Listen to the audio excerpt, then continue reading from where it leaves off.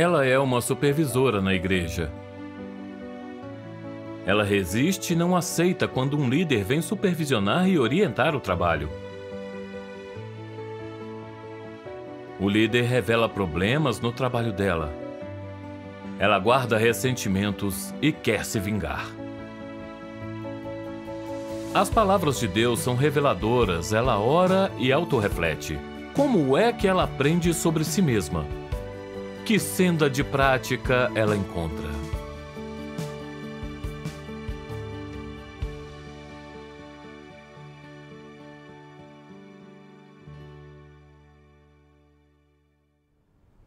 Fui eleita líder de igreja em 2021. Por um tempo, tive problemas no trabalho de rega. Alguns regadores não iam às reuniões. E quando iam, mal comungavam. Não sabia como abordar o problema. Então, falei sobre isso com a líder Lucy. Um dia, ela acrescentou um pregador, o irmão Matthew, ao nosso grupo.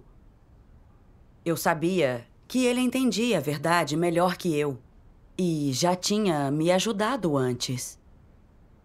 Mas não fiquei muito feliz e me perguntei se ele estava vindo para me supervisionar. Se achasse problemas e me expusesse, eu seria envergonhada e não me estimariam como líder. Por isso, não queria que me supervisionasse. Vi que a irmã Lucy acrescentou o irmão Matthew a vários outros grupos da igreja. E todos lhe deram boas-vindas. Fiquei aborrecida. Achei que ele ia assumir meu lugar. O irmão Matthew reuniu-se com os recém-convertidos. Ouviram a comunhão dele e interagiram muito. Mas foram indiferentes à minha comunhão. Fiquei com inveja e não quis falar mais. Achei que ninguém precisaria mais de mim. Ficaram felizes após a comunhão dele e agradeceram a Deus. Alguns até disseram nunca ter se sentido tão esclarecidos numa reunião. E que ganharam muito com a comunhão dele. Fiquei muito irritada e achei que não se importavam com minha presença, como se eu não tivesse comungado com eles. Senti-me humilhada e ressentida, achando que esqueceram tudo que comunguei. Tudo isso era suposição sua. Era. No fim, Matthew fez um resumo. Eu não quis falar, nem ouvir como todos o elogiavam. Eu só queria que a reunião acabasse. Então, Matthew perguntou minha opinião. Eu só disse algo superficial.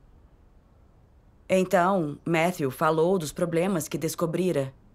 Ele disse que minha comunhão era confusa, que não tinham entendido nem reagido a ela, e isso não era produtivo. Eu fiquei na defensiva. Por que me criticou? Se veio me dispensar, que fizesse isso diretamente. Desenvolvi um preconceito contra ele. Mais tarde, ele sugeriu que buscássemos palavras de Deus para ajudar os recém-convertidos. Uma comunhão mais flexível. E alguns exemplos os ajudariam a entender as palavras de Deus. Achei detalhado demais e discordei, mas todos gostaram da ideia. Lideramos juntos outra reunião. E temia ser criticada novamente. Pensei em anotar os problemas da comunhão dele e apontá-los no fim da reunião. Mas todos gostaram desse tipo de reunião. Os exemplos ajudavam a entender as palavras de Deus A reunião foi boa. Não havia falhas. Mas quando Matthew fez perguntas, alguns não responderam e foi desagradável. Fiquei satisfeita. Tinha encontrado um problema dele. Anotei para que eu pudesse criticá-lo. Quando comunguei, dei o melhor de mim para compartilhar o que entendia, superar o irmão Matthew e ser admirada. Mas sem perceber, comunguei um tema diferente. Achei que também era algo muito importante, por isso continuei. Depois, o irmão Matthew expôs meus problemas de novo, dizendo que eu tinha divagado e que não entenderam o tema principal da reunião. E que devia refletir sobre o tema da reunião. Uma irmã disse que minha comunhão era longa e que não entendeu. Eu fiquei muito triste e comecei a chorar. Pensei, por que ele fala dos meus erros? O que pensarão de mim? Ainda me respeitarão? Fiquei com raiva do irmão Matthew e achei que ele fazia de propósito, para que todos vissem minhas falhas. Eu queria que ele não fosse mais às reuniões. Mas eu estava ciente de que não deveria pensar assim. Sim. Orei a Deus. Deus Todo-Poderoso, sei que devo aprender uma lição. Mas estou com raiva do irmão Matthew. Não aceito as sugestões dele. Como deveria entender essa situação? Deus, ajuda-me a ficar calma, a conhecer-me e a não te ofender. Depois, procurei palavras de Deus para o meu problema. Li algumas passagens. Alguns sempre têm medo que os outros sejam melhores que eles, que outros sejam estimados e eles negligenciados. Por isso o atacam e excluem. Não é invejar os talentosos? Não é egoísta? Que caráter é esse? É malicioso. Pensar apenas em seus próprios interesses e não nos interesses da casa de Deus. Pessoas assim têm caráter ruim e Deus não as ama. Em tudo que envolve reputação, status ou que os deixe se exibir, quando ouvem que a casa de Deus planeja nutrir vários talentos, por exemplo, o coração de todos salta em expectativa. E cada um de vocês quer ser reconhecido. Todos querem lutar por status e reputação. E têm vergonha disso, mas se sentem mal quando não o fazem. Quando alguém se destaca, eles sentem inveja, ódio e acham injusto. Pensando por que são sempre as outras pessoas que ganham glória. Por que nunca é a minha vez? E tentam reprimir seu ressentimento, mas não conseguem. Oram a Deus e se sentem melhor. Mas ao deparar algo semelhante, não resistem. Isso não mostra uma estatura imatura? As pessoas em tais estados não caíram na armadilha de Satanás? A natureza satânica acorrenta os humanos. Descartar tais caracteres corruptos não traz alívio e liberdade? Reflita sobre isto, para não competir por fama e lucro. E livrar-se dessa corrupção, para libertar-se dos grilhões de status e reputação. O que você deve entender? Que realidades da verdade deve possuir para se libertar? Primeiro, você deve ver que Satanás usa status e reputação para corromper as pessoas, enganá-las, abusar delas e lançá-las em pecado. Além disso, as pessoas só podem abdicar do status e da reputação se aceitarem a verdade. Aprenda a abrir mão, a recomendar outros e deixar que se destaquem. Quando puder se destacar, não se apresse a tirar vantagem disso. Deixe de lado, mas não adie o seu dever. Trabalhe na obscuridade, seja leal e não se exiba. Quanto mais você renunciar ao seu prestígio e interesses, mais paz e luz haverá em seu coração. E melhor será o seu estado. Quanto mais competir, mais sombrio será seu estado. Se não acredita, tente. Se quiser reverter esse estado corrupto e não quiser ser controlado por essas coisas, busque a verdade e entenda a essência dessas coisas. E então, renuncie a elas. Senão, mais trevas o cercarão, e mais inveja e ódio você sentirá. E mais vai querer, mas menos terá. Então haverá mais ódio e trevas em você. Assim, pior fará o seu dever, e menos útil para a casa de Deus será. É um ciclo vicioso. Se não cumprir bem seu dever, aos poucos será expulso. Amém. Amém. As palavras de Deus revelam a inveja claramente. As pessoas invejam quem a superam. É um caráter satânico. É sim. Vivendo assim, você pode perder a obra do Espírito e ser rejeitado por Deus. Sim. Eu era invejosa demais.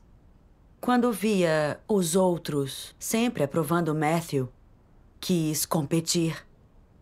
Isso me colocou num estado ruim. Antes, eu sempre conduzia as reuniões. Os regadores me consultavam e todos me admiravam.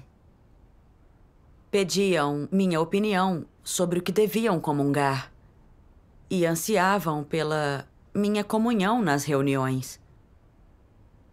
Mas depois, minha comunhão já não resolvia seus problemas. Por isso, o trabalho de rega não melhorou. Eles ficaram negativos. Quando o irmão Matthew os orientou e lhes mostrou uma senda de prática, receberam ajuda real. Todos queriam ouvir sua comunhão. Eu devia me alegrar com isso. Sim. Sim. Eu devia ter refletido sobre os meus problemas e deficiências. Mas continuei lutando por nome e status. Eu não conseguia fazer trabalho prático, mas não queria o apoio de ninguém. Eu queria ser a única líder na igreja, para ser admirada e ouvida. Só pensava em meu status e não na igreja. Foi exposto meu desejo por status e minha corrupção. Eu orei, pedindo que Deus me esclarecesse. Graças a Deus. Se você busca a verdade, é mais fácil consertar o problema. Sim.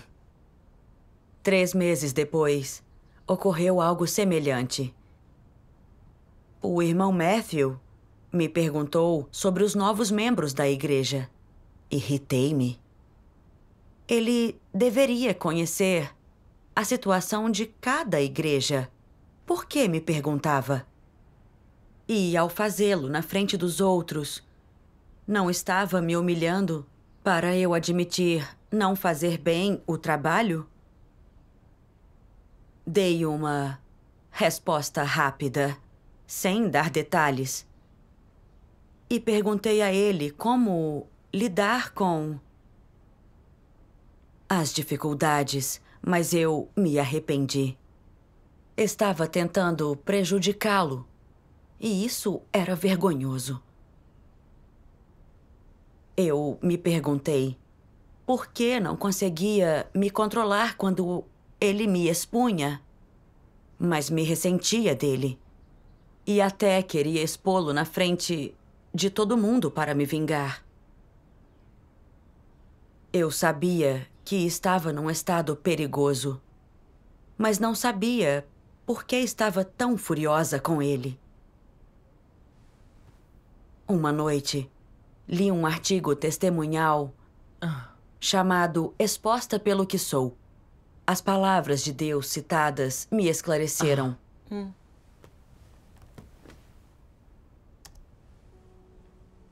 Deus Todo-Poderoso diz: qual é o objetivo principal de um anticristo quando ele ataca e exclui um dissidente? Ele procura criar uma situação na igreja em que não haja vozes contrárias a dele, na qual seu poder, seu status de liderança e as suas palavras sejam absolutos. Todos devem ouvi-lo. E mesmo que tenham uma opinião diferente, eles não devem expressá-la, mas deixá-la apodrecer em seu coração.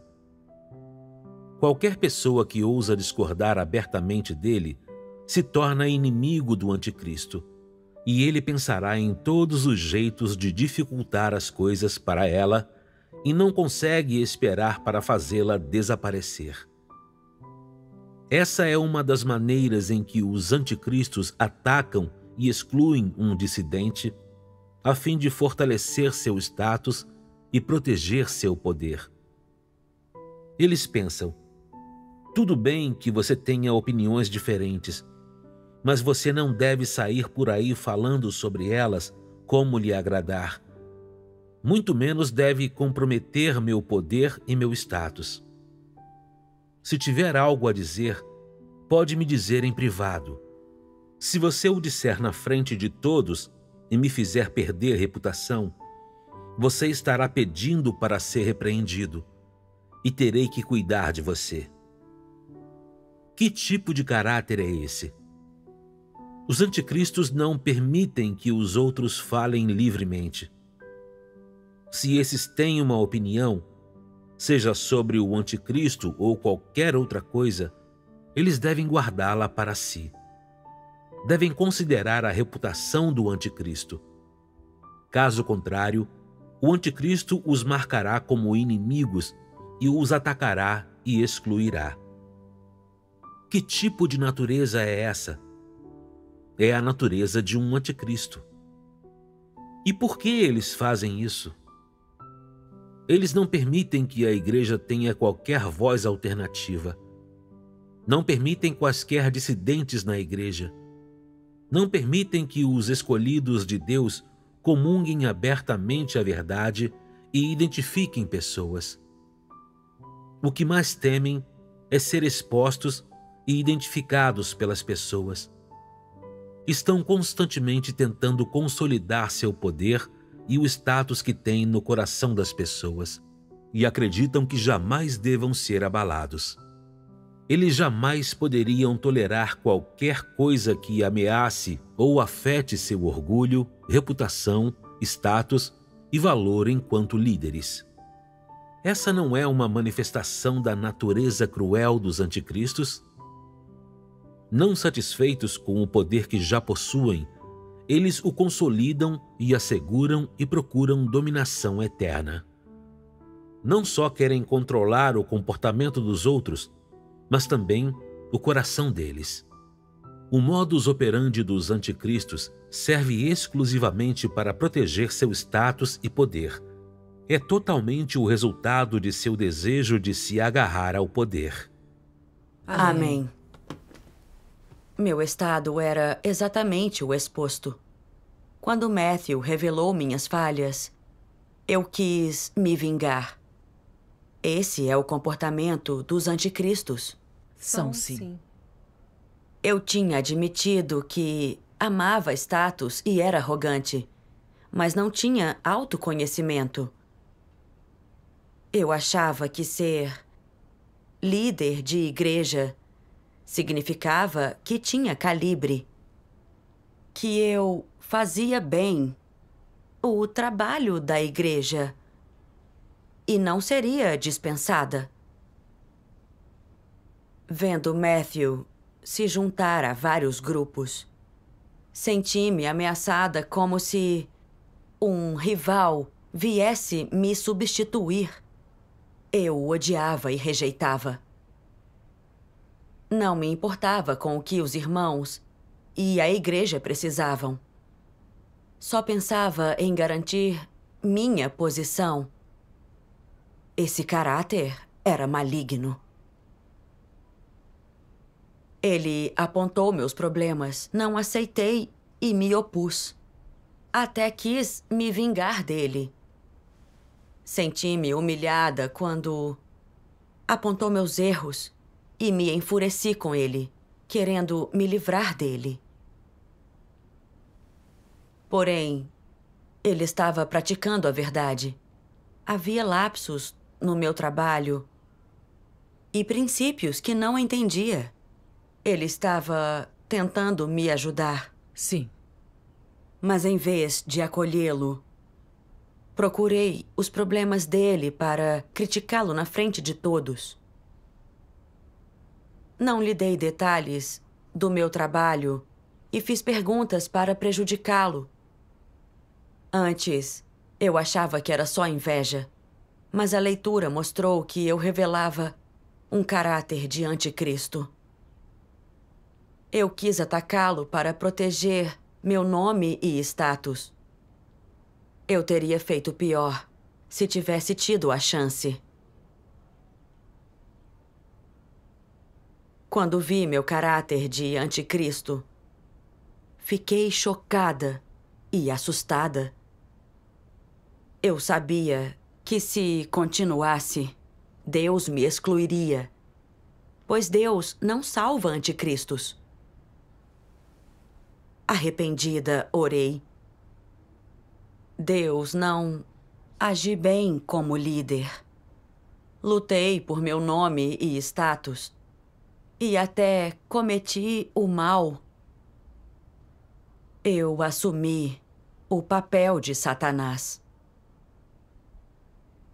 Deus, quero me arrepender. Graças a Deus. Li uma passagem das palavras de Deus que me ajudou a ver minha corrupção com mais clareza.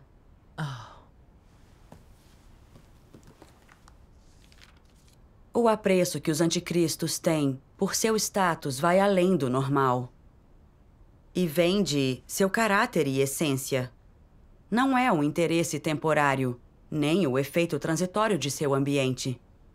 É algo de dentro de sua vida. E é, portanto, sua essência.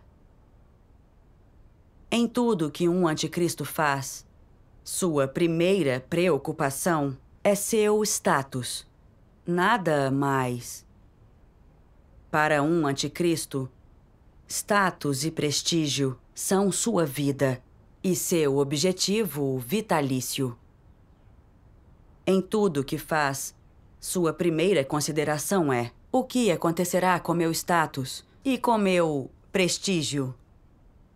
Fazer isso me dará prestígio? Elevará meu status na mente das pessoas? Essa é a primeira coisa em que ele pensa. E é prova de que tem o caráter e a essência de um anticristo. Ou ele não pensaria assim.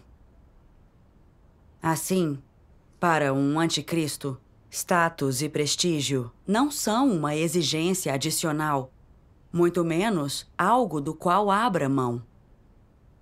São parte da natureza dos anticristos. Estão em seus ossos e sangue, são inatos para eles. Os anticristos não são indiferentes a status e privilégio. Essa não é sua atitude. Qual é sua atitude? status e privilégio estão intimamente conectados ao seu dia a dia, ao seu estado diário, ao que aspiram. Para os anticristos, status e prestígio são sua vida. Não importa como vivam, não importa o ambiente em que vivam, não importa o trabalho que façam, não importa ao que aspirem, quais sejam seus objetivos ou a direção de sua vida. Tudo gira em torno de ter uma boa reputação. E esse objetivo não muda. Eles não o deixam de lado. Essa é a essência e a face verdadeira dos anticristos. Amém. Amém. Essa passagem revelava minha essência e o que eu vinha buscando. O que mais importava para mim era status. Em minhas interações e em tudo que fazia, eu sempre pensava em causar uma boa impressão. Fui criada assim desde pequena e sempre busquei ser a melhor. No ensino médio, competia com os outros para ser a aluna que mais se destacava, para ser admirada. Ao entrar na igreja, ainda queria status, sempre buscando admiração. Achava que a igreja tinha me dado um dever por ter habilidades especiais e conseguir resolver tudo. Quando me tornei líder, fiquei ainda mais arrogante. Queria me exibir por meio da comunhão e não procurava descobrir as falhas no meu dever. Quando o irmão Matthew apontou minhas falhas, achei que tinha perdido minha honra. Não consegui aceitar. Por isso quis me vingar. Tudo o que eu tinha feito foi para proteger meu nome e status, o que repugnava a Deus. Pedi que Deus me salvasse desse caráter corrupto. Os irmãos me enviaram algumas das palavras de Deus.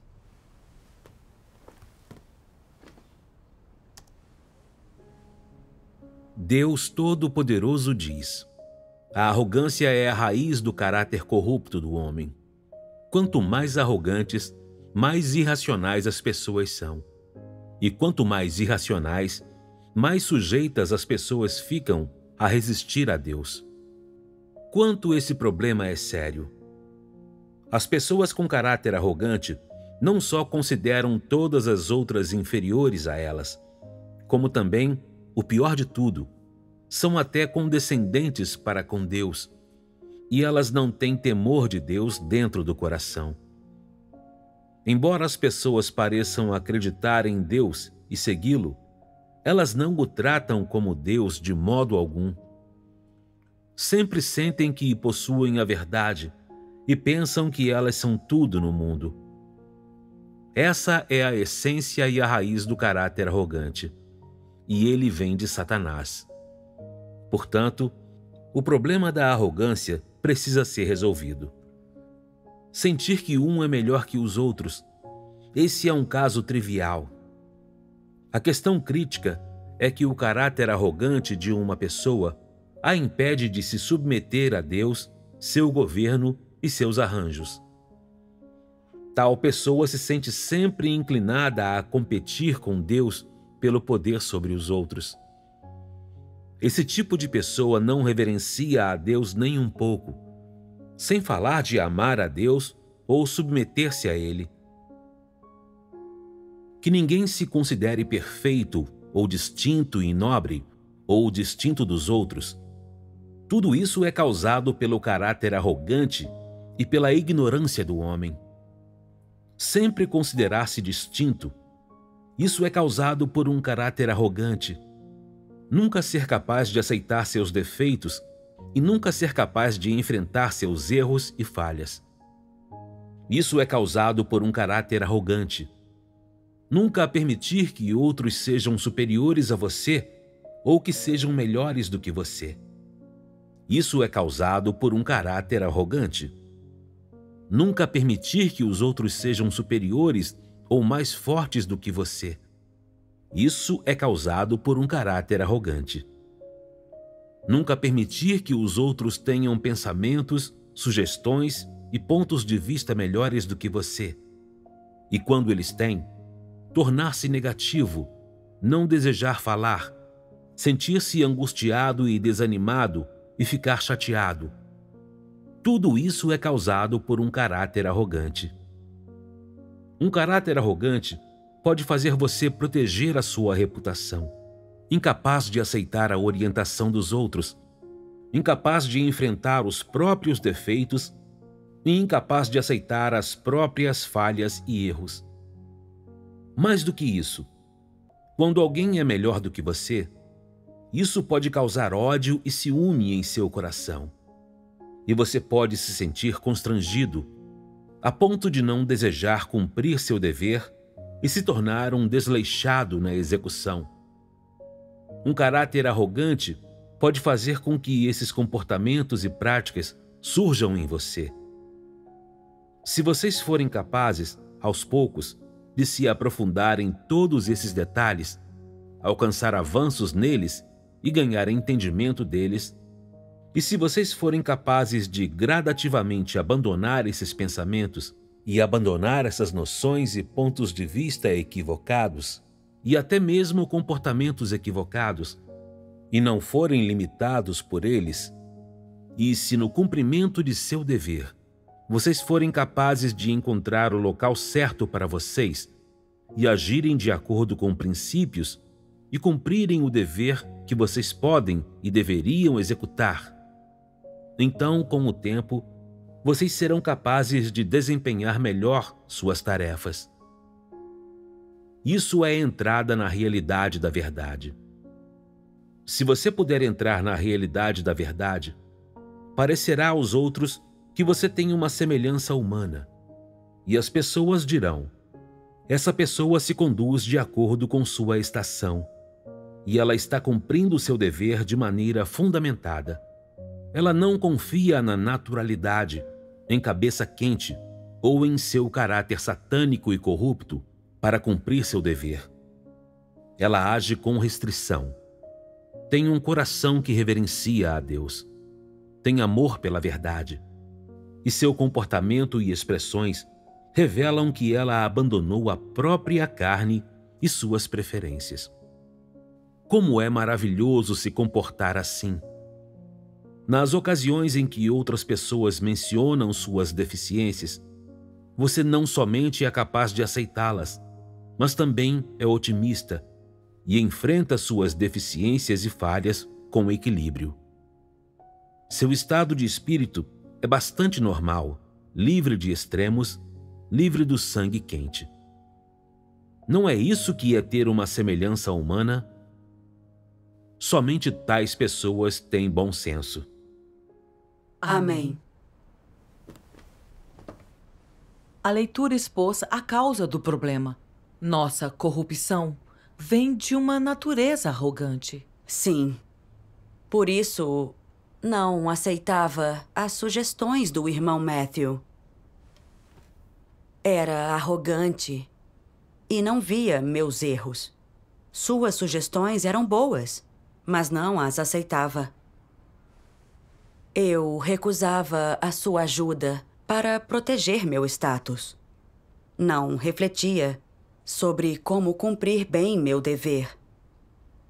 Eu não ia bem no trabalho, mas era desafiante. Eu não tinha autoconsciência. O irmão Matthew apontou várias falhas no meu dever. Eu não quis aceitar. Em vez disso, o critiquei. A comunhão dele era muito prática e útil para se entender a verdade. Era mais benéfica que as reuniões que eu conduzi antes. Não consegui admitir que o irmão Matthew era mais hábil que eu. E me ressenti disso, eu era muito egocêntrica. Eu me estimava demais. Queria ser a melhor e ser adulada. Esse é o caráter do arcanjo. Fiz uma oração pronta para buscar a verdade e mudar meu caráter corrupto. Graças a Deus. Em meus devocionais, li isto. Essa é a atmosfera que deve haver na igreja. Todos focando e tentando alcançar a verdade. Idade, anos de fé e calibre não importam. Não importam. Diante da verdade, todos são iguais. Observe quem fala conforme a verdade. Quem pensa nos interesses da casa de Deus suporta o fardo, entende a verdade, tem senso de justiça e paga um preço. Tais pessoas devem ser apoiadas e aplaudidas por seus irmãos. O senso de retidão da busca da verdade deve prevalecer, e você ganhará a obra do Espírito Santo e Deus o abençoará. Se na igreja há fofoca, conflito, ciúmes e disputa, então o Espírito Santo não operará em vocês. Brigar uns contra os outros, enganar e conspirar uns contra os outros, essa é uma atmosfera do mal. Assim, o Espírito Santo não fará sua obra. Quem não aceita o escrutínio de Deus não receberá sua aprovação. E quem não conhece o Deus encarnado não será aperfeiçoado. Veja se tudo o que você faz pode ser trazido diante de Deus. Se não pode trazer tudo o que faz diante de Deus, você é um malfeitor. Malfeitores podem ser aperfeiçoados? Tudo o que faz, cada ação, cada intenção e reação, traga-os diante de Deus. Até sua vida espiritual, orações e leitura das palavras de Deus, sua comunhão e vida de igreja, seu serviço compartilhado, podem ser trazidos para o escrutínio de Deus. E isso o ajudará a crescer na vida. Amém. Amém. As palavras de Deus me deram uma senda de prática. Não devemos invejar nem competir, mas buscar a verdade. E devemos seguir os princípios. Sim. O irmão Matthew expôs minhas falhas para me ajudar a fazer um bom trabalho. Ele não protegia relacionamentos. Ele comungava para orientar as pessoas. Quando ele mostrava corrupção, era franco sobre isso. Ele defendia o trabalho da igreja. Eu devia aprender com ele. Não ser invejosa, nem vingativa. Certo. Sim.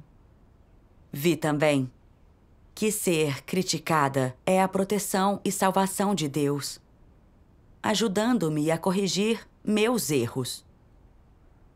Devemos agir de acordo com os princípios. Estava pronta para o escrutínio de Deus, para examinar minha corrupção, mudar e agir, conforme os princípios. Graças a Deus. Essa é a vontade de Deus. É. Não invejo mais o irmão Matthew. Aceito suas dicas e comunhão. Se há perguntas nas reuniões, organizo o que quero dizer de forma mais clara. Quando ficam em silêncio, uso comunicação interativa. Para reuniões mais eficientes, converso com todos antes para descobrir seus problemas práticos e abordá-los por meio da comunhão. E tento ler mais as palavras de Deus para poder ajudá-los mais. Isso é ótimo. Essa pequena mudança é a salvação de Deus. Graças a Deus. Graças a Deus Todo-Poderoso.